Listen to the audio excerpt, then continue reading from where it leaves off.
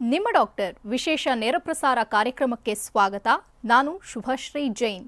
ಒತ್ತಡದ ಜೀವನ, ಬದಲಾಗುತ್ತಿರೋ ಜೀವನ ಶೈಲಿ, ಜನರಿಗೆ ನೂರಾರು ಆರೋಗ್ಯ ಸಮಸ್ಯೆ, ಯಾವ ಸಮಸ್ಯೆಗೆ ಯಾವ ಚಿಕಿತ್ಸೆ ಅನ್ನೋದೇ ದೊಡ್ಡ ಚಿಂತೆ. ಇಂತಹ ಸಮಸ್ಯೆ ಇರೋರಿಗೆ ಒಂದೇ ವೇದಿಕೆಯಲ್ಲಿ ಸಿಗುತ್ತೆ ಉತ್ತರ. ಇದೇ ಟಿವಿ9ನ ವಿಶೇಷ ಕಾರ್ಯಕ್ರಮ ನಿಮ್ಮ ಡಾಕ್ಟರ್.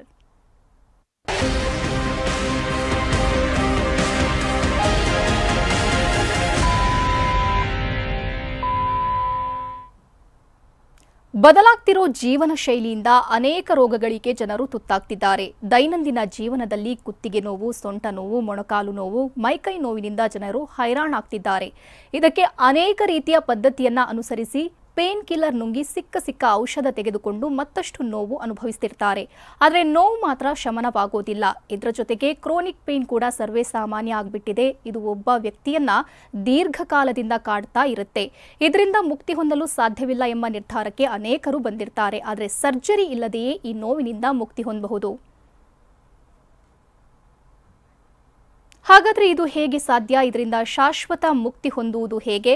ಎಲ್ಲದರ ಬಗ್ಗೆ ಮಾಹಿತಿ ನೀಡೋದಕ್ಕೆ ನಮ್ಮ ಜೊತೆಗಿದ್ದಾರೆ ಅಲಿವಿಯೇಟ್ ಪೇನ್ ಮ್ಯಾನೇಜ್ಮೆಂಟ್ ಕ್ಲಿನಿಕ್ನ ವೈದ್ಯರಾದ ಸಂತೋಷಿ ಕುರಾಡ. ಡಾಕ್ಟರ್, ಕಾರ್ಯಕ್ರಮಕ್ಕೆ ಸ್ವಾಗತ. ನಮಸ್ಕಾರ ಡಾಕ್ಟರ್. ಇವತ್ತು ನಾವು ಕ್ರೋನಿಕ್ ಪೇನ್ ಬಗ್ಗೆ ಮಾತನಾಡಲಿಕ್ಕಿದ್ದೇವೆ. ಸಾಕಷ್ಟು ಜನರಿಗೆ ಕ್ರೋನಿಕ್ ಪೇನ್ ಅಂದ್ರೆ ಏನು ಅಂತಾನೆ ಗೊತ್ತಿಲ್ಲ. ಇದ್ರ ಬಗ್ಗೆ ತಾವೇನು ಹೇಳ್ತೀರಾ? ಸೊ ಫಸ್ಟ್ ನಾನು ಅಲಿವಿಯೇಟ್ ಬಗ್ಗೆ ಹೇಳ್ತೀನಿ. ಸೊ ಅಲಿವಿಯೇಟ್ ಅನ್ನೋದು it's a centre for orthopaedics, any joint problems, arthritis ಇಲ್ಲ ಈ ಕ್ರಾನಿಕ್ ಪೇನ್ ಇರಲಿ, ಸ್ಪೈನ್ ಕೇರ್ ಇರಲಿ, ಇದಕ್ಕೆಲ್ಲ ಒಂದು one stop shop centre. So ಇಲ್ಲಿ ಏನಂದರೆ we work as a team, ಒಂದು ಟೀಮ್ ಆಫ್ ಡಾಕ್ಟರ್ಸ್, ಸ್ಪೆಷಲಿಸ್ಟ್ ಇರ್ತಾರೆ, orthopaedicians, spine specialist, pain specialist, physiotherapist ಇರ್ತಾರೆ, dieticians, nutritionist, lifestyle modification doctor. So ನಾವೆಲ್ಲ we work as a team. And ಪೇಷಂಟ್ಸ್ಗೆ ಏನಂದರೆ ಈ ಥರ ಕ್ರಾನಿಕ್ ಪೇನ್ಸ್ನಿಂದ, ಕ್ರಾನಿಕ್ ಜಾಯಿಂಟ್ ಪ್ರಾಬ್ಲಮ್ಸ್ನಿಂದ ವಿತೌಟ್ ಸರ್ಜರಿ ಹೇಗೆ ಪರಿಹಾರ ಕೊಡೋದು ಅಂತ ನಾವು ಅಲಿವಿಯೇಟ್ನಲ್ಲಿ ಟ್ರೀಟ್ ಮಾಡ್ತೀವಿ. ಸೊ ಕ್ರಾನಿಕ್ ಪೇನ್ ಅಂದರೆ ಏನಂದರೆ ಯಾರಾದರೂ ಒಂದು ನೋವಿನಿಂದ ತುಂಬ ದಿವಸನಿಂದ, ತುಂಬ ತಿಂಗಳಿನಿಂದ ಸಫರ್ ಆಗ್ತಾ ಇದ್ದರೆ, ಆ ನೋವು ಹಾಗೆ ಇದೆ, ಜಾಸ್ತಿ ಆಗ್ತಾ ಇದೆ ಅಂದರೆ ಅದನ್ನು ನಾವು ಕ್ರಾನಿಕ್ ಪೇನ್ ಅಂತ ಹೇಳ್ತೀವಿ. ಸೊ ಈ ಕ್ರಾನಿಕ್ ಪೇನ್ ಅನ್ನೋದು ಇವಾಗ ಡಯಾಬಿಟೀಸ್, BP ಎಷ್ಟು ಕಾಮನ್ ಆಗಿದೆಯೋ ಅದೇ ಥರ ಕ್ರಾನಿಕ್ ಪೇನೂ ಅಷ್ಟೇ ಕಾಮನ್ ಆಗಿದೆ ನಾರ್ಮಲ್ ಪಾಪ್ಯುಲೇಷನಲ್ಲಿ. ಓಕೆ ಡಾಕ್ಟರ್, ನಾನು ನೆಕ್ ಪೇನ್ ಬಗ್ಗೆ ಮಾತನಾಡೋದಾದರೆ, ಸರ್ವೇ ಸಾಮಾನ್ಯವಾಗಿ ಏನಾದರೂ ಭಾರ ಎತ್ತಿದ್ರೆ ಅಥವಾ ಇನ್ನೇನಾದರೂ ಕೆಲಸ ಮಾಡಿದ್ರೆ ನೆಕ್ ಪೇನ್ ಇದ್ದೇ ಇರುತ್ತೆ. ನೆಕ್ ಪೇನ್ ಅನ್ನುವಂಥದ್ದು ತುಂಬ ಡೇಂಜರಸ್ ಆಗೋದು ಯಾವಾಗ? ಸೊ ನಾರ್ಮಲಿ ನೆಕ್ ಪೇನ್ ಅನ್ನೋದು ನಾವು ಏನಂದರೆ ಎಲ್ಲರಲ್ಲಿನೂ ನೆಕ್ ಪೇನ್ ನೋಡ್ತೀವಿ. ಅದು ಯಂಗರ್ ಪಾಪ್ಯುಲೇಷನ್, ಯಂಗರ್ ಏಜ್ನಲ್ಲಿ ಇರಲಿ, ಓಲ್ಡರ್ ಏಜ್ನಲ್ಲಿರಲಿ, ಯಾಕೆ ಬರುತ್ತೆ ಅಂತ ಕಾರಣ ಬೇರೆ ಬೇರೆ ಥರ ಇರುತ್ತೆ. ಸೊ ನಾರ್ಮಲಿ ಏನು ಅಂದರೆ ನೆಕ್ ಪೇನ್ನಲ್ಲಿ ಪೇಷಂಟ್ಸ್ ಹೇಗೆ ಬರ್ತಾರಂದರೆ, ನಮ್ಮ ಹತ್ರ ತಲೆ ಮೂವ್ ಮಾಡೋಕ್ಕೂ ಕಷ್ಟ ಆಗ್ತಾಯಿದೆ, ನೆಕ್ ಮೂವ್ಮೆಂಟ್ ಕಷ್ಟ ಆಗ್ತಾಯಿದೆ, ಮಸಲ್ ಒಂದು ಟೈಟ್ನೆಸ್ ಥರ ಇದೆ, ಇದೇ ಥರ ಈ ನೆಕ್ ಪೇನ್, ಕುತ್ತಿಗೆ ನೋವು ಏನು ತಲಕ್ಕೆ ಹೋಗಿಬಿಟ್ಟು ತಲೆ ನೋವು ಬರುತ್ತೆ, ಇಲ್ಲ ಆ ನೆಕ್ನಿಂದ ಕೈಗೆ ಹೋಗಿ ಒಂದು ಶಾಕ್ ಥರ ಪೇನ್ ಹೋಗುತ್ತೆ, ಕೈಗೆ ಬೆರಳು ತನಕ. ಈ ಶಾಕ್ ಥರ ಪೇನು, ಇಲ್ಲ ಜೋಮ್ ಬರ್ಬೋದು, ಸ್ಪರ್ಶ ಅನ್ನೋದು ಕಮ್ಮಿ ಆಗ್ಬೋದು, ಕೈನಲ್ಲಿ ವೀಕ್ನೆಸ್ ಥರ ಗೊತ್ತಾಗೋದು, ಈ ಥರ ಸಿಮ್ಟಮ್ಸ್ ಎಲ್ಲ ನಾವು ನಾರ್ಮಲಿ ನೆಕ್ ಪೇನ್ನಲ್ಲಿ ನೋಡ್ತೀವಿ. ಸೊ ಈ ನೆಕ್ ಪೇನ್ ಅನ್ನೋದು ಯಾಕೆ ಬರುತ್ತೆ ಅಂದರೆ ನಾನು ಈ ಮಾಡೆಲ್ನಲ್ಲಿ ಎಕ್ಸ್ಪ್ಲೇನ್ ಮಾಡ್ತೀನಿ. ಸೊ ನೆಕ್ ಪೇನ್ ಅನ್ನೋದು, ಸೊ ನಾರ್ಮಲಿ ಇದು ನಮ್ಮದು ತಲೆ ಆ್ಯಂಡ್ ದಿಸ್ ಪೋರ್ಷನ್ ಅನ್ನೋದು ನೆಕ್. ಸೊ ಇಲ್ಲಿ ಏನಂದರೆ most common reason for neck pain ಏನು ಅಂದರೆ ಮಯೋಫೇಶಿಯಲ್ ಪೇನ್ ಸಿಂಡ್ರೋಮ್. ಸೊ ಅಂದರೆ ಏನಂದರೆ ಮಸಲ್ ಇಲ್ಲ ಲಿಗಮೆಂಟ್ನಿಂದ ಬರೋ ನೋವು. ಸೊ ಇಲ್ಲಿ ಇಲ್ಲಿ ಮಸಲ್ಸ್ ಲಿಗಮೆಂಟ್ ತುಂಬ ಇರುತ್ತೆ. ಸೊ ಈ ಮಸಲ್ ಲಿಗಮೆಂಟ್ನಲ್ಲಿ ಏನಾದರೂ ಪ್ರಾಬ್ಲಮ್ ಬಂದರೆ ಇಲ್ಲ ತುಂಬ ಟೈಟ್ ಆಗಿದ್ರೆ ನಮಗೆ ಈ ಥರ ನೆಕ್ ಮೂವ್ ಮಾಡೋಕೆ ಎಲ್ಲ ಕಷ್ಟ ಆಗುತ್ತೆ. ಸೊ ಅದನ್ನು ನಾವು ಮಯೋಫೇಶಿಯಲ್ ಪೇನ್ ಸಿಂಡ್ರೋಮ್ ಅಂತ ಹೇಳ್ತೀವಿ. ಸೊ ಅದೇ ಥರ ಸಪೋಸ್ ಇಲ್ಲಿ ಇರೋ ಮೂಲೆನಿಂದ ಬರ್ತಾ ಇದ್ರೆ, ಸೊ ಆರ್ಥರೈಟಿಸ್ನಿಂದ ಇರಲಿ, ಇಲ್ಲ ಫ್ರ್ಯಾಕ್ಚರ್ಸ್ನಿಂದ ಇರಲಿ, ಇಂಜರೀಸ್ನಿಂದ ಇರಲಿ, ಈ ಮೂಲೆ ಸೌದು ಹೋಗೋದು ಹಾಗೇನೂ ನೆಕ್ ಪೇನ್ ಬರ್ಬೋದು. ಇಲ್ಲ ಇದು ಏನಂದರೆ ನಮ್ಮದು ಸ್ಪೈನ್ ಮಾಡೆಲ್. ಸೊ ಇವಾಗ ಇಲ್ಲಿ ಡಿಸ್ಕ್ನಿಂದ ಬಂದರೆ, ಸಪೋಸ್ ಡಿಸ್ಕ್ ಬಲ್ಜ್ ಹಾಗೆ ಆಗಿದ್ರೆ ಆವಾಗ ಏನಂದರೆ ಈ ನರ ಮೇಲೆ ಏನಾದರೂ ನರ ಪಿಂಚಾಗಿ ಆವಾಗ ನಮಗೆ ಈ ಶಾಕ್ ಥರ ನೋವು, ಜೋಮ್ ಥರ ನೋವು ಬರ್ಬೋದು. ಇಲ್ಲ ಇದೇ ಥರ ಇಲ್ಲೇ ನೆಕ್ನಲ್ಲೇ ಏನಂದರೆ ಈ ನರಗಳು ಅದೆಲ್ಲನೂ, ಆ ಸ್ಟ್ರಕ್ಚರ್ಸ್ ಎಲ್ಲನಲ್ಲಿ ಏನಾದರೂ ಡ್ಯಾಮೇಜ್ ಆಗಿದ್ರೆ ಇಲ್ಲ ಇನ್ಫೆಕ್ಷನ್ ಏನಾದರೂ ಆಗಿದ್ರೆ ಆವಾಗ್ಲೂ ನಮಗೆ ಈ ಥರ ಕುತ್ತಿಗೆ ನೋವು ನೆಕ್ ಪೇನ್ ಅಂತ ಗೊತ್ತಾಗುತ್ತೆ. ಹೌದು ಡಾಕ್ಟರ್, ತಾವು ಎಕ್ಸ್ಪ್ಲೇನ್ ಮಾಡಿದ್ರಿಂದ ಗೊತ್ತಾಯಿತು ನೆಕ್ ಪೇನಲ್ಲಿ ಇಷ್ಟೊಂದು ಟೈಪ್ಸ್ ಇದೆ ಅಂತ. ಇನ್ನು ಇದು ಕಾಣಿಸಿಕೊಳ್ಳೋದಕ್ಕೆ ಕಾರಣ ಏನು? ಎಲ್ಲ ವಯೋಮಾನದವರಲ್ಲೂ ಕಾಣಿಸಿಕೊಳ್ಳುತ್ತೆ, ಯಂಗ್ ಜನ್ರೇಷನ್ ಆಗಿರ್ಬೋದು, ಓಲ್ಡ್ ಪೀಪಲ್ ಆಗಿರ್ಬೋದು, ಎಲ್ಲರಲ್ಲೂ ಕಾಣಿಸಿಕೊಳ್ಳುತ್ತೆ, ಯಾಕಾಗಿ? ಸೊ ನಾರ್ಮಲಿ ಏನಂದರೆ ಯಂಗ್ ಜನ್ರೇಷನ್ನಲ್ಲಿ ನೋಡಿದರೆ ಅವ್ರಿಗೆ ಇವಾಗ ಏನಾಗುತ್ತೆ ಅಂದರೆ ತುಂಬ ಡೆಸ್ಕ್ ಜಾಬ್ನಲ್ಲಿ ಇರಲಿ ಇಲ್ಲ ತುಂಬ ಟೈಮ್ ಲ್ಯಾಪ್ಟಾಪ್ ಮುಂದೆ ಕೂತ್ಕೊಂಡಿರುವಾಗ ಒಂದೇ ಪೊಸಿಷನ್ನಲ್ಲಿ ನೆಕ್ ಅನ್ನೋದು ನಾವು ಇಟ್ಕೊತೀವಿ. ಆ ಒಂದೇ ಪೊಸಿಷನ್ನಲ್ಲಿ ಇಟ್ಕೊಂಡಾಗ ಇಲ್ಲಿರೋ ಮಸಲ್ಸ್ ಎಲ್ಲ ಓವರ್ ಆ್ಯಕ್ಟಿವ್ ಆಗಿ ಮಸಲ್ ಒಂಥರ ಟೈಟ್ನೆಸ್ ಬರುತ್ತೆ. ಸೊ ಅವ್ರಿಗೆಲ್ಲ ಏನಂದರೆ ಮಸಲ್ ಪ್ರಾಬ್ಲಮ್ನಿಂದ ಬರ್ಬೋದು. ಓಲ್ಡರ್ ಏಜ್ ಗ್ರೂಪ್ನಲ್ಲಿ ಈ ಥರ ಆರ್ಥ್ರೈಟಿಸ್, ಮೂಲೆ ಸೌದು ಹೋಗೋದು ಇಲ್ಲ ಡಿಸ್ಕ್ ಪ್ರಾಬ್ಲಮ್ ಆಗಿರಲಿ, ಸೊ ಈ ಥರ ಪ್ರಾಬ್ಲಮ್ಸ್ನಿಂದ ನೆಕ್ ಪೇನ್ ಬರುತ್ತೆ. ಸಮ್ಟೈಮ್ಸ್ ಏನಾಗುತ್ತೆ ಅಂದರೆ ಇವಾಗ ಈ ಜಿಮ್ಗೆ ಹೋಗೋ ಅವರು ಸಪೋಸ್ ವೇಟ್ ಲಿಫ್ಟ್ ಮಾಡ್ತಾ ಇರುವಾಗ ಏನಾದರೂ ರಾಂಗ್ ಪೊಸಿಷನ್ನಲ್ಲಿ ಮಾಡಿರುವಾಗ ಆವಾಗ್ಲೂ ಈ ಡಿಸ್ಕ್ನಿಂದ ಇಲ್ಲ ನರನಿಂದ ಪ್ರಾಬ್ಲಮ್ ಬರ್ಬೋದು.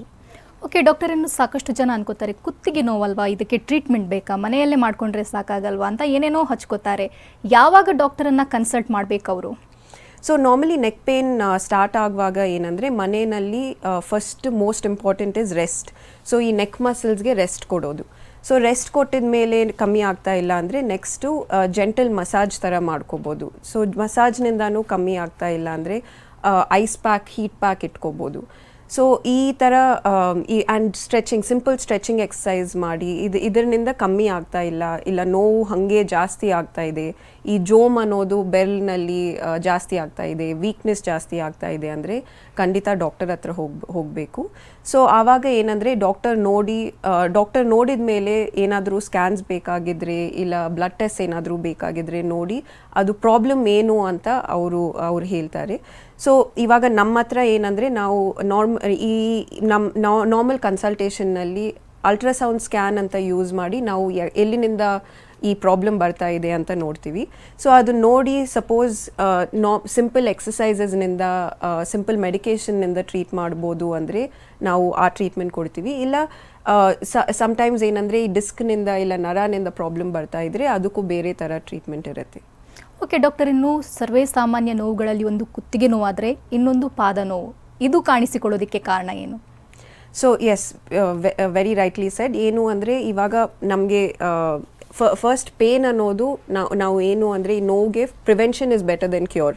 ಸೊ ನಾರ್ಮಲಿ ಏನಂದರೆ ಇದು ಕುತ್ತಿಗೆ ಆಗಲಿ ಪಾದ ಫುಟ್ ಪೇನ್ ಆಗಲಿ ಏನು ನಾವು ಫಸ್ಟು ಪ್ರಿವೆನ್ಷನ್ ತಗೊಂಡ್ರೆ ಅಂದರೆ correct posture correct sitting posture, sleeping posture. So sitting posture, sleeping ಪಾಸ್ಚರ್ನಲ್ಲಿ ಏನಂದರೆ ಈ ನಾವು ಮಲ್ಕೊಂಡಿರುವಾಗ ಈ ತಲೆನೂ ಸ್ಪೈನು ಒಂದೇ ಲೈನ್ನಲ್ಲಿರಬೇಕು.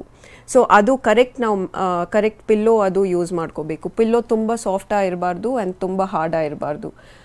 ಅದೇ ಥರ ನೀವು ಫುಟ್ ಆ್ಯಂಡ್ ಆ್ಯಂಕಲ್ಗೆ ಬಂದರೆ ಕರೆಕ್ಟ್ ಫುಟ್ವೇರ್ ಅನ್ನೋದು ಇಸ್ ವೆರಿ ಇಂಪಾರ್ಟೆಂಟ್. ಸೊ ಇವಾಗ ನಾವು ಫುಟ್ವೇರ್ನಲ್ಲಿ ಸಪೋಸ್ ಕಾಲ್ಗೆ ಏನಾದರೂ ಅನ್ಕಂಫರ್ಟಬಲ್ ಆಗ್ತಾ ಇದ್ದರೆ, ಹೀಲ್ಸ್ ಹಾಕ್ಕೊಂಡಿರುವಾಗ ತುಂಬ ನೋವು ಶುರು ಆಗಿದ್ರೆ ಇಮಿಡಿಯೇಟ್ಲಿ ಆ ಫುಟ್ವೇರ್ನು ಚೇಂಜ್ ಮಾಡ್ಕೋಬೇಕು.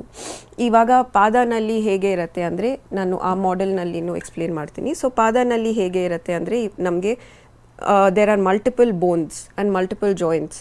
ಸೊ ಸಮ್ಟೈಮ್ಸ್ ಏನಂದರೆ ಈ ಜಾಯಿಂಟ್ಸ್ನಿಂದ ಪ್ರಾಬ್ಲಮ್ ಸ್ಟಾರ್ಟ್ ಆಗುತ್ತೆ, ಅರ್ಲಿ ಆನ್ಸೆಟ್ ಆರ್ಥ್ರೈಟಿಸ್ ಅಂತ. ಸೊ ಇಲ್ಲಿ ಸೌದು ಹೋಗ್ತಾ ಇದ್ರೆ, ಮೂಲೆ ಸೌದು ಹೋಗ್ತಾ ಇದ್ರೆ ಇಲ್ಲ ಮಸಲ್ ಲಿಗಮೆಂಟ್ ಇಂಜರಿ ಆಗ್ತಾ ಇದ್ರೆ ಆವಾಗಲೂ ಈ ಪಾದ ನೋವು ಅನ್ನೋದು ಬರುತ್ತೆ. ಓಕೆ ಡಾಕ್ಟರ್, ವೇಟ್ ಕೂಡ ಇದಕ್ಕೆ ಕಾರಣ ಆಗುತ್ತಾ, ಹೇಗೆ? ಸೊ ವೇಟ್ ಜಾಸ್ತಿ ಆಗುವಾಗ ಇದು weight bearing structure. So weight ಜಾಸ್ತಿ ಆಗುವಾಗ ಏನಾಗುತ್ತೆ ಅಂದರೆ ನಾವು ಪೂರ್ತಿ ವೇಟ್ ಪಾದ ಮೇಲೆ ಹಾಕ್ತೀವಿ. ಸೊ ಪಾದನಲ್ಲಿ ಇಲ್ಲಿ ಒಂದು ಮಸಲ್ ಇರುತ್ತೆ, ಪ್ಲಾಂಟಾರ್ ಫೇಶಿಯಾ ಅಂತ. ಅದು ತುಂಬ ಇವಾಗ ಪ್ಲಾಂಟಾರ್ ಫೇಶಿಯೈಟಿಸ್ ಅನ್ನೋದು ತುಂಬ ಕಾಮನ್ ಪ್ರಾಬ್ಲಮ್, ತುಂಬ ಜನನಲ್ಲಿ ನೋಡ್ತೀವಿ. ಆಲ್ಮೋಸ್ಟ್ ಎಲ್ಲರಲ್ಲಿನೂ ಫುಟ್ ಆ್ಯಂಡ್ ಆ್ಯಂಕಲ್ ಪ್ರಾಬ್ಲಮ್ ಅನ್ನೋದು ಲೈಫ್ ಟೈಮ್ನಲ್ಲಿ ಬರುತ್ತೆ. ಸೊ ಈ ಪ್ಲಾಂಟಾರ್ ಫೇಶಿಯಾ ಅನ್ನೋದು ತುಂಬ ಆಕ್ಟಿವಿಟಿ ತುಂಬ ಜಾಸ್ತಿ ಇದ್ದರೆ ಇಲ್ಲ ವೇಟ್ ತುಂಬ ಜಾಸ್ತಿ ಇರುವಾಗ ಈ ಮಸಲ್ ಅನ್ನೋದು ದಪ್ಪ ಆಗಿಬಿಟ್ಟು ಇನ್ಫ್ಲಮೇಷನ್ ಆಗುತ್ತೆ. ಸೊ ಆವಾಗ ಅದರಲ್ಲಿ ನಾವು ಪ್ಲಾಂಟಾರ್ ಫೇಶಿಯೈಟಿಸ್ ಅಂತ ಹೇಳ್ತೀವಿ. ಸೊ ಇದರಲ್ಲಿ ಏನು ಅಂದರೆ ಮಾರ್ನಿಂಗ್ ಟೈಮ್, ಬೆಳಗ್ಗೆ ಟೈಮ್ನಲ್ಲಿ ಕಾಲು ಕೆಳಗಡೆ ಇಡುವಾಗ ತುಂಬ ನೋವು ಬರುತ್ತೆ, ಒಂದು ಶಾಕ್ ಥರ ಪೇನ್ ಬರುತ್ತೆ. ಆ್ಯಂಡ್ ಆ ನೋವು ಅನ್ನೋದು ಡೇ ಹಾಕ್ತಾ ಇರುವಾಗ ನೋವು ಕಮ್ಮಿ ಆಗುತ್ತೆ, ಬಟ್ ಮಾರ್ನಿಂಗ್ ಟೈಮ್ನಲ್ಲಿ ತುಂಬ ಡಿಫಿಕಲ್ಟ್ ಆಗಿರುತ್ತೆ. ಯಾರಿಗಾದ್ರೂ ಡೇ ಸ್ಟಾರ್ಟ್ ಮಾಡಬೇಕು ಅಂದರೆ ತುಂಬ ಡಿಫಿಕಲ್ಟ್ ಆಗಿರುತ್ತೆ. ಸೊ ಈ ಥರ ಪ್ಲಾಂಟಾರ್ ಫೇಶಿಯೈಟಿಸ್ ಅಂತ ಇರುತ್ತೆ. ಅದೇ ಥರ ಅಕಲೀಸ್ ಟೆಂಡನೈಟಿಸ್ ಅಂತ ಇರುತ್ತೆ. ಅದರಲ್ಲಿ ಏನಂದರೆ ಈ ಆ್ಯಂಕಲ್ನಲ್ಲಿ ಹಿಂದೆ ಹಿಂಡಿನಿಂದ ಹಿಂದೆ ಒಂದು ನೋವು ಇರುತ್ತೆ. ಅದು ನಾರ್ಮಲಿ ಓಲ್ಡ್ ಏಜ್ನಲ್ಲಿ ಇಲ್ಲ ಡಯಾಬಿಟೀಸ್ ಇರೋ ಅವ್ರಿಗೆ ಈ ನೋವು ತುಂಬ ಜಾಸ್ತಿ ಕಾಣಿಸುತ್ತೆ ನಮಗೆ. ಸೊ ಆ ಥರ ಫಸ್ಟ್ ಪೇನ್ ಯಾಕೆ ಬರ್ತಾ ಇದೆ ಅಂತ ನೋಡಬೇಕು. ಅದು ನಾವು ನಮಗೆ ಗೊತ್ತಾಗಿದ ಮೇಲೆ ಅದಕ್ಕೂ ಸ್ಪೆಸಿಫಿಕ್ ಟ್ರೀಟ್ಮೆಂಟ್ ಕೊಡ್ಬೋದು. ಓಕೆ ಡಾಕ್ಟರ್, ತಾವು ಹೇಳಿದ್ರಿ ಫಸ್ಟ್ ನೋವು ಯಾಕಾಗಿ ಬರ್ತಿದೆ ಅನ್ನೋದು ಗೊತ್ತಾಗಬೇಕು ಅಂತ. ಹಾಗಾದರೆ ಯಾವೆಲ್ಲ ಟೆಸ್ಟ್ಗಳನ್ನು ಇದಕ್ಕೆ ಮಾಡ್ತೀರಾ ತಾವು?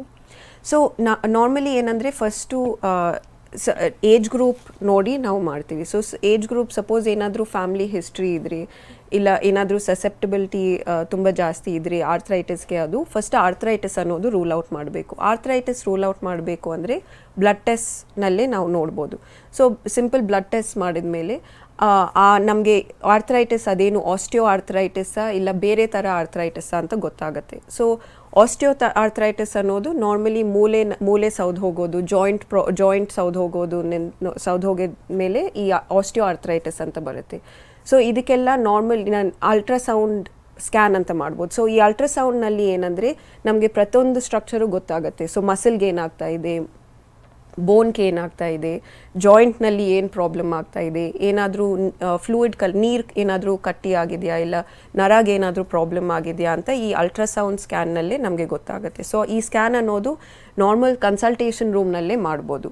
ಸೊ ಅದಕ್ಕೆ ತಿರುಗಿ ಜಾಸ್ತಿ MRI ಅದೆಲ್ಲನೂ ನಾವು ಮಾಡಲ್ಲ. ಸಪೋಸ್ ಈ ಅಲ್ಟ್ರಾಸೌಂಡ್ನಲ್ಲಿ ಗೊತ್ತಾಗ್ತಾ ಇಲ್ಲ ಸ್ಪೈನ್ನಲ್ಲಿ ಏನಾದರೂ ಪ್ರಾಬ್ಲಮ್ ಇದ್ದರೆ ಆವಾಗ MRI ಥರ ಸ್ಕ್ಯಾನ್ ಮಾಡಬೇಕಾಗತ್ತೆ.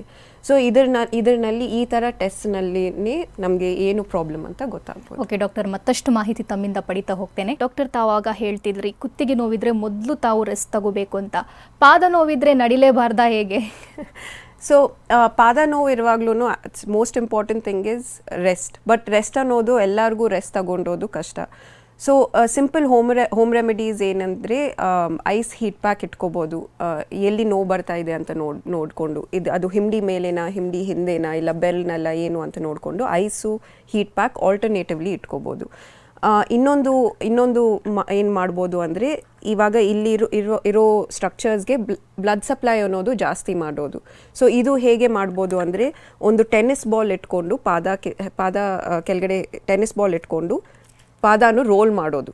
ಸೊ ಈ ಥರ ರೋಲ್ ಮಾಡುವಾಗ ಏನಾಗುತ್ತೆ ಅಂದರೆ ಏನಾದರೂ ಮಸಲ್ನಿಂದ ಪ್ರಾಬ್ಲಮ್ ಬರ್ತಾ ಇದ್ದರೆ ಅದೂ ಕಮ್ಮಿ ಆಗುತ್ತೆ, ಬ್ಲಡ್ ಸಪ್ಲೈ ಜಾಸ್ತಿ ಆಗುತ್ತೆ. ಸೊ ಅದು ಬ್ಲಡ್ ಸಪ್ಲೈ ಜಾಸ್ತಿ ಆಗಿದ್ರೆ ಈ ನೋವು ಕಮ್ಮಿ ಆಗುತ್ತೆ, ಆ ಮಸಲ್ ಅನ್ನೋದು ತಿರುಗಿ ರೀಜುವನೇಟ್ ಆಗುತ್ತೆ. ಸೊ ಅದರಲ್ಲಿ ಏನಂದರೆ ಆವಾಗ ಈ ಮಸಲ್ ಪ್ರಾಬ್ಲಮ್ ಅದೆಲ್ಲನಿಂದ ನಮಗೆ ಪರಿಹಾರ ಸಿಕ್ಕತ್ತೆ. ಇಲ್ಲ ನೆಕ್ಸ್ಟ್ ಏನು ಮಾಡ್ಬೋದು ಅಂದರೆ ಸ್ಟ್ರೆಚಿಂಗ್ ಎಕ್ಸಸೈಸಸ್. ಸೊ ನಮ್ಮ ಕೂತ್ಕೊಂಡಿರುವಾಗ್ಲೂ ಸಿಂಪಲ್ ಸ್ಟ್ರೆಚಿಂಗ್ ಎಕ್ಸಸೈಸಸ್, ಪಾದನು ಮೇಲೆ ಕೆಳಗಡೆ ಮಾಡೋದು, ಸೈಡ್ಗೆ ಮಾಡೋದು, ಇದೆಲ್ಲನಿಂದಾನು ಈ ಥರ ನೋವು ಅನ್ನೋದು ಕಮ್ಮಿ ಮಾಡ್ಕೋಬೋದು. ಡಾಕ್ಟರ್, ತಾವೇ ಆವಾಗ ಹೇಳ್ತಿದ್ರೆ prevention is better than cure ಅಂತ. ಪ್ರಿವೆನ್ಷನ್ ಹೇಗಿರಬೇಕು ಹಾಗಾದರೆ? So prevention foot and ankle ಸ್ಪೆಸಿಫಿಕ್ಲಿಗೆ ಪ್ರಿವೆನ್ಷನ್ ಅಂದರೆ most important thing is correct footwear. So ಎಲ್ಲರದು ಫುಟ್ ಅನ್ನೋದು ಡಿಫ್ರೆಂಟ್ ಆಗಿರುತ್ತೆ, ಎಲ್ಲರದು ಒಂಥರ ಇರಲ್ಲ. ಸೊ ಅದು ಫುಟ್ನಲ್ಲಿ ನಾವು ಆರ್ಚ್ ನೋಡಬೇಕು, ಅದು ಫ್ಲ್ಯಾಟ್ ಆರ್ಚಾ ಇಲ್ಲ ಹೈ ಆರ್ಚಾ ಅಂತ ನೋಡಬೇಕು. ಸೊ ಇಲ್ಲಿ ಪಾದನಲ್ಲಿ ಆರ್ಚ್ ಹೆಂಗೆ ಇದೆಯೋ ನೋಡಿಕೊಂಡು ಆ ಫುಟ್ವೇರೂ ಅದಕ್ಕೂ ಸ್ಪೆಸಿಫಿಕ್ ಫುಟ್ವೇರ್ ಇರುತ್ತೆ. ಸೊ ಆ ಫುಟ್ವೇರ್ ಅನ್ನೋದು ಯೂಸ್ ಮಾಡಬೇಕು. Next exercises exercise and life style ಅನ್ನೋದು ಚೆನ್ನಾಗಿರಬೇಕು. ಸೊ ಎಕ್ಸಸೈಸ್ ಅನ್ನೋದು ಎಲ್ಲರೂ ಅಟ್ಲೀಸ್ಟ್ ಒಂದು ಡೇನಲ್ಲಿ 10-15 ಮಿನಿಟ್ಸ್ ಎಕ್ಸಸೈಸ್ ಮೇಲೆ ಸ್ಪೆಂಡ್ ಮಾಡಬೇಕು. Stress management and relaxation techniques is very important. So ಎಲ್ಲರಿಗೂ ಇವಾಗ ಏನಂದರೆ ಡೇ ಟು ಡೇನಲ್ಲಿ ಸ್ಟ್ರೆಸ್ ಅನ್ನೋದು ಜಾಸ್ತಿ ಇರುತ್ತೆ. ಸೊ ಆ ಸ್ಟ್ರೆಸ್ ಮ್ಯಾನೇಜ್ಮೆಂಟ್ ಅನ್ನೋದು very important. Relaxation techniques, breathing techniques ಮಾಡಿಕೊಂಡು ಈ ಸ್ಟ್ರೆಸ್ನ ಅನ್ನೋದು ಕಂಟ್ರೋಲ್ ಮಾಡ್ಕೋಬೇಕು. ಸೊ ಸ್ಟ್ರೆಸ್ನಿಂದ ಏನಂದರೆ ಈ ಕುತ್ತಿಗೆ ನೋವು, ಪಾದ ನೋವು ಇದೆಲ್ಲ ಜಾಸ್ತಿ ಆಗುತ್ತೆ. ಲೋವರ್ ಬ್ಯಾಕ್ ಪೇನ್ ಸ್ಟ್ರೆಸ್ನಿಂದಾನೇ ಶುರುವಾಗಿ ಆಮೇಲೆ ಪೇನ್ನಿಂದ ಅದು ನೆಕ್ಸ್ಟ್ ಪ್ರಾಬ್ಲಮ್ನಲ್ಲಿ ಹೋಗುತ್ತೆ. ಸೊ ಫಸ್ಟ್ ಕ್ರಾನಿಕ್ ಪೇನ್ ಅನ್ನೋದು ಸ್ಟಾರ್ಟ್ ಆಗಿ ಆಮೇಲೆ ಬಿಕಾಸ್ ಕ್ರಾನಿಕ್ ಪೇನ್ನಿಂದ ಏನಾಗುತ್ತೆ ಅಂದರೆ ನಮ್ಮದು not just physical lifestyle but emotionally ಮೈಂಡೂ ಎಫೆಕ್ಟ್ ಆಗುತ್ತೆ. ಸೊ ಆವಾಗ ಏನಾಗುತ್ತೆ ಅಂದರೆ ಬಾಡಿನಲ್ಲಿ ತುಂಬ ಚೇಂಜಸ್ ಸ್ಟಾರ್ಟ್ ಆಗಿ ಅದರ್ ಪ್ರಾಬ್ಲಮ್ಸ್ ಲೈಕ್ ಇವಾಗ ಡಯಾಬಿಟೀಸ್ ಆಗಲಿ ಇಲ್ಲ BP ಆಗಲಿ ಥೈರಾಯ್ಡ್ ಪ್ರಾಬ್ಲಮ್ಸ್ ಇರಲಿ ಇದೆಲ್ಲ ಸ್ಟ್ರೆಸ್ನಿಂದಾನೇ ಶುರು ಆಗುತ್ತೆ. ಸೊ ಸ್ಟ್ರೆಸ್ ಮ್ಯಾನೇಜ್ಮೆಂಟ್ ಅನ್ನೋದು ವೆರಿ ಇಂಪಾರ್ಟೆಂಟ್. ಓಕೆ ಡಾಕ್ಟರ್, ತಾವು ಫುಟ್ವೇರ್ ಬಗ್ಗೆ ಮಾತನಾಡ್ತಿದ್ರಿ. ಸಾಕಷ್ಟು ಜನ ಮೆಡಿಕಲಿಂದ ಫುಟ್ವೇರ್ ತಂದು ಹಾಕುತ್ತಾರೆ. ಇದರಿಂದ ಕಡಿಮೆ ಮಾಡೋದಕ್ಕೆ ಸಾಧ್ಯನಾ? ಸೊ ಎಲ್ಲ ಶಾಪ್ಸ್ನಲ್ಲಿ ಮೆಡಿಕೇಟೆಡ್ ಫುಟ್ವೇರ್ ಅಂತ ಸಿಕ್ಕತ್ತೆ. ಬಟ್ ಫಸ್ಟ್ ಡಾಕ್ಟರ್ ಹತ್ರ ಹೋಗಿ ಕನ್ಸಲ್ಟ್ ಮಾಡಿ ಅದು ಹೇಗೆ ಫುಟ್ ಹೇಗೆ ಆರ್ಚ್ ಹೇಗೆ ಇರುತ್ತೆ ಅದೆಲ್ಲ ನೋಡಿಕೊಂಡು ಆಮೇಲೆ ಫುಟ್ವೇರ್ ಅನ್ನೋದು ಚೇಂಜ್ ಮಾಡ್ಕೋಬೇಕು. ಎಲ್ಲರಿಗೂ ಫುಟ್ವೇರ್ ನಲ್ಲಿ ಸೊಲ್ಯೂಷನ್ ಬರಲ್ಲ. ತುಂಬ ಜನಕ್ಕೆ ಏನಂದರೆ ಆಲ್ರೆಡಿ ಪ್ರಾಬ್ಲಮ್ ಇರುತ್ತೆ. ಸೊ ಫಸ್ಟ್ ಪ್ರಾಬ್ಲಮ್ ಏನು ಅಂತ ನೋಡಿ ಅದಕ್ಕೆ ಟ್ರೀಟ್ಮೆಂಟ್ ಸಿಕ್ಕಿದ ಮೇಲೆ ಆಮೇಲೆ ಫುಟ್ವೇರ್ ಅನ್ನೋದು ಚೇಂಜ್ ಮಾಡ್ಕೋಬೋದು. ಓಕೆ ಡಾಕ್ಟರ್, ಟ್ರೀಟ್ಮೆಂಟ್ ಪ್ರೊಸೀಜರ್ ಬಗ್ಗೆ ಮಾತನಾಡೋದಾದರೆ ಅಲಿವೇಟೆಡ್ ಕ್ಲಿನಿಕ್ನಲ್ಲಿ ಹೇಗಿರುತ್ತೆ? ಸೊ ಅಲಿವಿಯೇಟ್ ಕ್ಲಿನಿಕ್ನಲ್ಲಿ ಏನಂದರೆ ನಮ್ಮದೆಲ್ಲ ನಾನ್ ಸರ್ಜಿಕಲ್ ಟ್ರೀಟ್ಮೆಂಟ್ ಅಂದರೆ ವಿತೌಟ್ ಸರ್ಜರಿ ಟ್ರೀಟ್ಮೆಂಟ್. ಸೊ ಈ ಥರ ಒಂದು ಟೀಮ್ ಆಫ್ ಡಾಕ್ಟರ್ಸ್ ನೋಡ್ತಾರೆ, ಪ್ರಾಬ್ಲಮ್ ಏನು ಅಂತ ನೋಡಿಕೊಂಡು ಆಮೇಲೆ ನಾವೆಲ್ಲ ವಿತೌಟ್ ಸರ್ಜರಿ ಟ್ರೀಟ್ಮೆಂಟ್ ಕೊಡ್ತೀವಿ. ಸೊ ನಮ್ಮ ಹತ್ರ ಅಡ್ಮಿಷನ್ ಇರಲ್ಲ, ಎಲ್ಲ day care procedures and bed rest ಅಂತವುದು ಏನೂ ಇರಲ್ಲ. So normal day to day activities continue ಮಾಡ್ಕೋಬೋದು. ಆ್ಯಂಡ್ ಯಾರಾದರೂ ನಾರ್ಮಲಿ ಏನಂದರೆ 1 to 2 ಸಿಟ್ಟಿಂಗ್ಸ್ ಇರುತ್ತೆ ನಮ್ಮ ಹತ್ರ ಟ್ರೀಟ್ಮೆಂಟ್. ಸೊ ಚಿಕ್ಕ ಸೂಜಿ ದ್ವಾರ ಮಾಡ್ತೀವಿ. ಮೋಸ್ಟ್ ಇಂಪಾರ್ಟೆಂಟ್ ಥಿಂಗ್ ನಾವು ಮಾಡೋದು ರೀಜನರೇಟಿವ್ ಮೆಡಿಸಿನ್ ಅಂತ. ಸೊ ಈ ರೀಜನರೇಟಿವ್ ಮೆಡಿಸಿನ್ನಲ್ಲಿ ಏನಂದರೆ ಪ್ಲೇಟ್ಲೆಟ್ ರಿಚ್ ಪ್ಲಾಸ್ಮಾ ಅಂತ ಟ್ರೀಟ್ಮೆಂಟ್ ಮಾಡ್ತೀವಿ. ಸೊ ಈ ಪ್ಲೇಟ್ಲೆಟ್ ರಿಚ್ ಪ್ಲಾಸ್ಮಾ ಅಂದರೆ ಏನಂದರೆ ಪೇಷಂಟ್ ಓನ್ ಬ್ಲಡ್ನಿಂದ ನಾವು ಪ್ಲೇಟ್ಲೆಟ್ಸ್ ಮಾತ್ರ ಎಕ್ಸ್ಟ್ರಾಕ್ಟ್ ಮಾಡಿ, ಗ್ರೋತ್ ಫ್ಯಾಕ್ಟರ್ಸ್ ಎಕ್ಸ್ಟ್ರಾಕ್ಟ್ ಮಾಡಿ ಎಲ್ಲಿ ಜಾಯಿಂಟ್ನಲ್ಲಾಗಲಿ ಇಲ್ಲ ಮಸಲ್ನಲ್ಲಾಗಲಿ ಈ ಪ್ಲೇಟ್ಲೆಟ್ ರಿಚ್ ಪ್ಲಾಸ್ಮಾ ಅಂತ ಇಂಜೆಕ್ಟ್ ಮಾಡ್ತೀವಿ. ಸೊ ಇದು ಇಂಜೆಕ್ಟ್ ಮಾಡುವಾಗ ಏನಾಗುತ್ತೆ ಅಂದರೆ ಆಲ್ರೆಡಿ ಡ್ಯಾಮೇಜ್ ಆಗಿರೋ ಸ್ಟ್ರಕ್ಚರ್ಸ್ ಹೀಲ್ ಆಗುತ್ತೆ. ಸೊ ಹೀಲ್ ಆಗಿ ಒಂದು ಆರ್ಥ್ರೈಟಿಸ್ ಅದೆಲ್ಲ ಕಮ್ಮಿ ಆಗುತ್ತೆ. ಸೊ ಇದರಿಂದ ಏನಂದರೆ ಸೈಡ್ ಎಫೆಕ್ಟು ಇರಲ್ಲ, because patient own blood use ಮಾಡ್ತಾ ಇದ್ದೀವಲ್ವ. ಸೊ ಅದರಿಂದ ಸೈಡ್ ಎಫೆಕ್ಟೂ ತುಂಬ ಕಮ್ಮಿ. ಆ್ಯಂಡ್ ನೆಕ್ಸ್ಟ್ ಏನಂದರೆ ಎಲ್ಲರಿಗೂ ಒಂದು ಸರ್ಜರಿ ಆಗಿದ ಮೇಲೆ ಬೆಡ್ ರೆಸ್ಟ್ ಅಂತ ಒಂದು ತುಂಬ ಯೋಚನೆ ಮಾಡ್ತಾರೆ ಸೊ ಎಲ್ಲ ಪ್ರಾಬ್ಲಮ್ಸ್ಗೂ ಸರ್ಜರಿ ಅನ್ನೋದು ಸೊಲ್ಯೂಷನ್ ಅಲ್ಲ. ಸೊ ಈ ನಮ್ಮ ಹತ್ರ ಏನಂದರೆ without surgery most of the ಪ್ರಾಬ್ಲಮ್ಸ್ಗೆ ವಿತೌಟ್ ಸರ್ಜರಿ ಟ್ರೀಟ್ಮೆಂಟ್ ಸಿಗುತ್ತೆ. ಓಕೆ ಡಾಕ್ಟರ್, ಇನ್ನು ತಾವು ಹೇಳ್ತಾ ಇದ್ರಿ ಶುಗರ್ ಪೇಷಂಟ್ ಇರೋರಿಗೂ ಇಂಥ ಸಮಸ್ಯೆ ಕಾಣಿಸಿಕೊಳ್ಳುತ್ತೆ. ಸೊ ಅವರ ಟ್ರೀಟ್ಮೆಂಟಲ್ಲಿ ಖಂಡಿತ ವ್ಯತ್ಯಾಸ ಇದ್ದೇ ಇರುತ್ತೆ. ಅವ್ರಿಗೆ ಹೇಗೆ?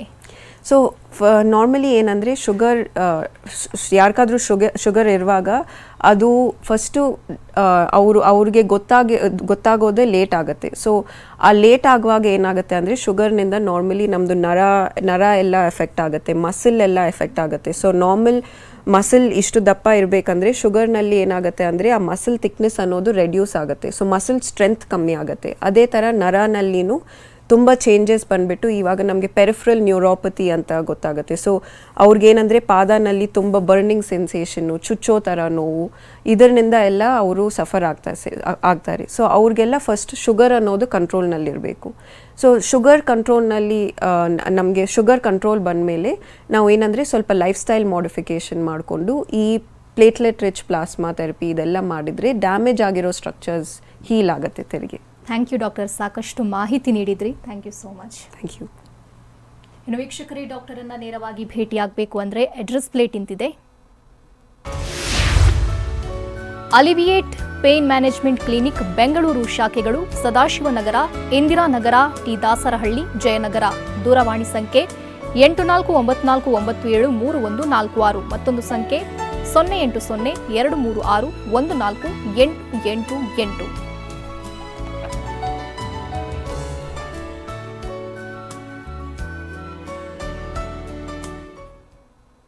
ಇದು ಇವತ್ತಿನ ನಿಮ್ಮ ಡಾಕ್ಟರ್. ನಿರಂತರ ಸುದ್ದಿಗಾಗಿ ನೋಡ್ತಾ ಇರಿ TV9.